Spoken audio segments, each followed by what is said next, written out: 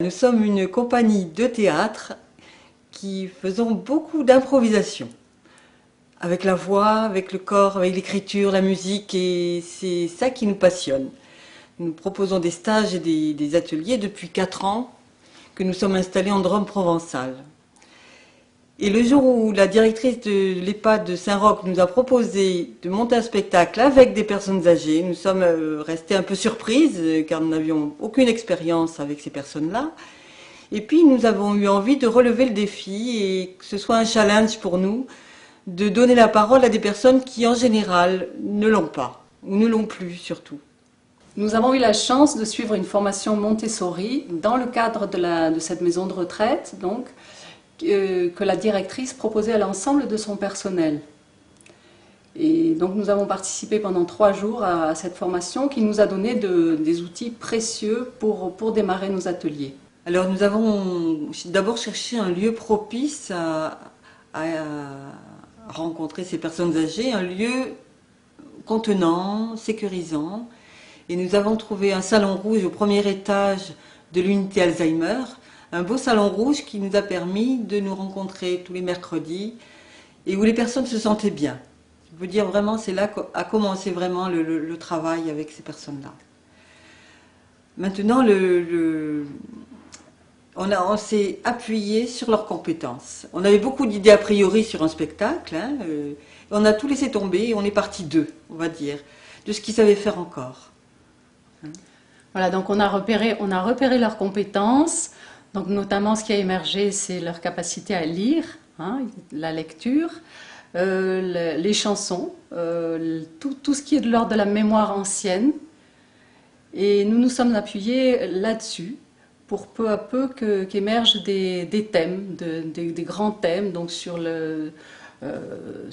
l'enfance, sur la guerre, enfin, tout ce qui relevait de leur mémoire ancienne.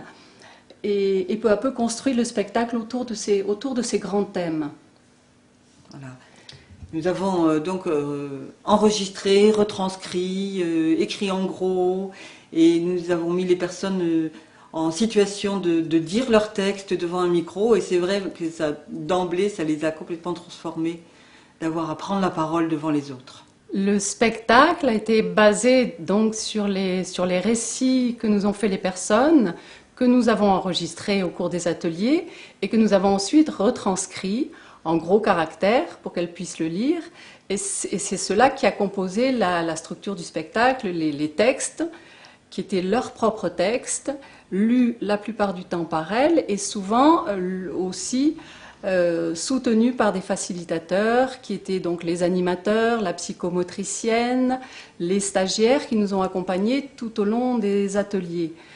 Les personnes âgées elles-mêmes ne pouvaient pas répéter le spectacle.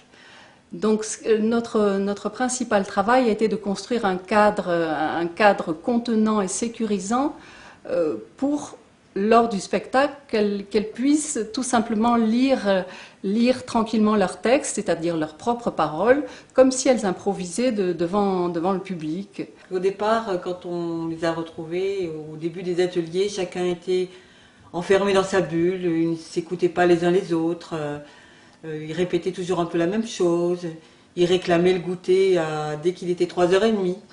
Et petit à petit, on a assisté à une sorte de réunion, on n'aurait jamais cru qu'on s'était dans une maison de retraite. Ils se parlaient entre eux, ils s'écoutaient. Le fait aussi de les enregistrer, de donner la parole à chacun, permettait que on signifiait qui parlait, et chez les autres écoutaient et répondaient. Et quelquefois, bien sûr, il y en a qui commencent à chanter, donc il y a eu beaucoup d'improvisations qui se sont faites aussi à ce moment-là. Nous les avons encouragés à parler chacun seul devant le petit groupe. Et peu à peu, nous avons amené aussi un micro, et ils ont parlé devant le micro, d'abord à leur place, puis ils se sont levés, ont parlé debout, seuls devant la petite assemblée. Et il était étonnant et très joyeux de voir comment ils se redressaient devant ce micro, devant le regard des autres qui étaient fixés sur eux et qui attendaient leurs paroles, et comment eux-mêmes découvraient leur propre voix, leurs propres paroles, et se redresser physiquement dans une posture qu'ils n'avaient pas habituellement.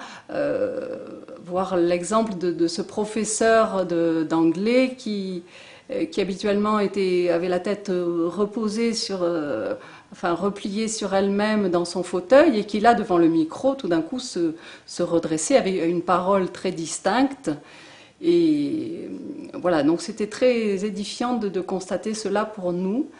Il y a eu aussi beaucoup de moments d'émotion quand ils évoquaient leurs souvenirs d'enfance, les souvenirs de guerre.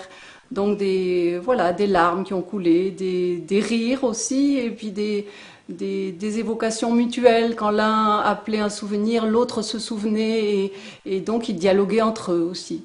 Voilà, nous sommes allés de surprise en surprise, en les voyant vivants devant nous. Comme ces personnes âgées vivent dans l'instant présent, ils ont vraiment réalisé que c'était un spectacle le jour même du spectacle.